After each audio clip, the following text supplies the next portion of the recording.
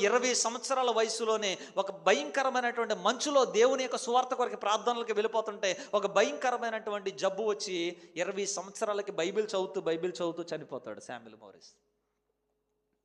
20 సంవత్సరాల వయసులో చనిపోతే ఆ చనిపోయినటువంటి వ్యక్తి యొక్క ప్రభావితం, అతడు చెప్పినటువంటి సాక్ష్యం, అతడు చేసినటువంటి ప్రార్థనా జీవితం అమెరికా దేశం నుంచి ఆఫ్రికా దేశానికి కొన్ని వందల మిషనరీలను వెళ్ళేటట్టుగా దేవుడు చేశాడు.